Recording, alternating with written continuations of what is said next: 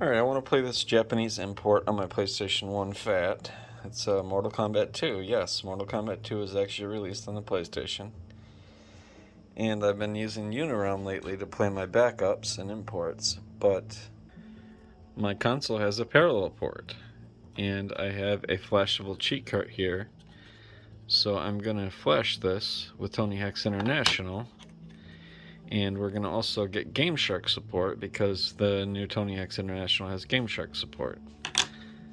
So instead of using Unirom, I'm going to use International as well.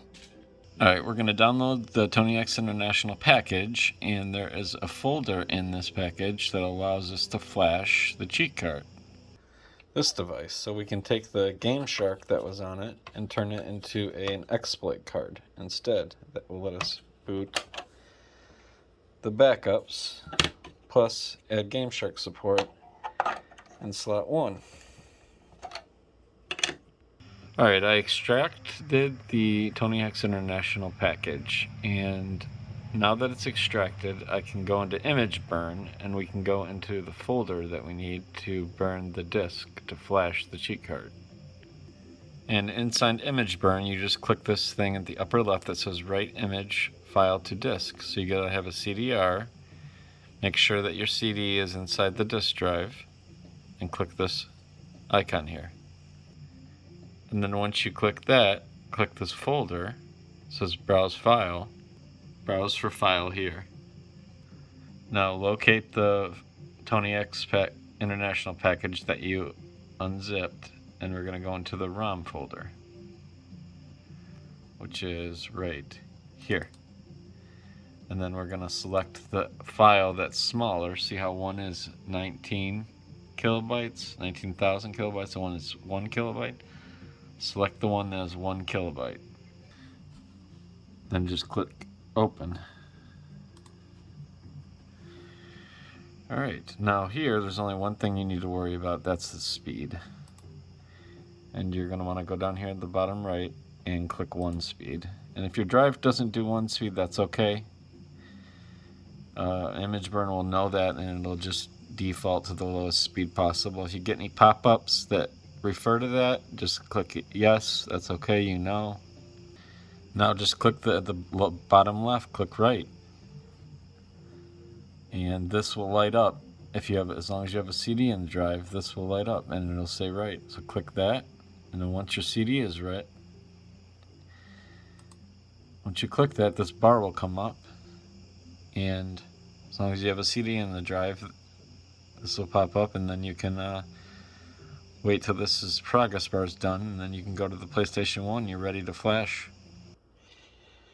Alright, we're going to put the flasher CD in, and we're going to use Unirom or Tony Hacks to boot it up. So I'm rebooting the console. Alright, now that Unirom's booted up, I'm going to plug in my cheat cart. Alright, the cheat cart's in the back. Tony Hacks International is in the drive. And we're going to hit R1 to auto start it, or you can hit X twice if you're inside of Unirom. And this is going to start the flasher CD.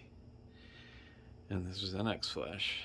And then you can see it says EEPROM ATML with 128K. Now, if you have an issue here, you can reseat your device and hit R2, and that will redetect the device. But since mine's detected already, I'm going to hit start. And that is going to find the ROM that was loaded on by the devs and hit X. And that is going to flash our cheat cart. And now we're going to have Gameshark support, and we're going to be able to also load backups. And this also works with Japanese consoles, but all the details are on the Tony Hacks International website as far as Japanese consoles go. Now this is much faster than booting off of a memory card. So we can take the memory card out, we don't need that anymore, and we can test a game. So I'm putting in my import of Mortal Kombat 2, and I'm going to close the lid. I'm not going to test the Gameshark function today. I'm just going to restart the console.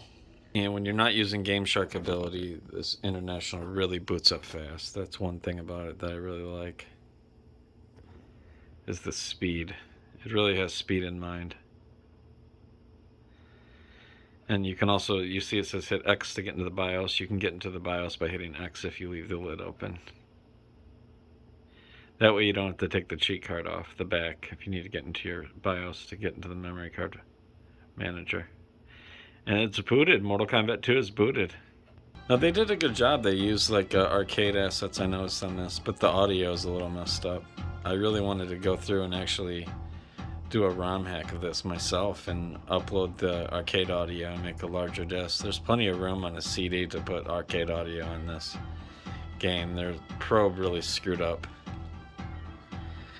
But your cheat cart's working if you booted a game at this point. But here's the game. Let's do a quick test. Watch how fast it restarts. You hit the restart button and it just boots up so quick. Resets the drive and the exploit just starts to run. It's very fast.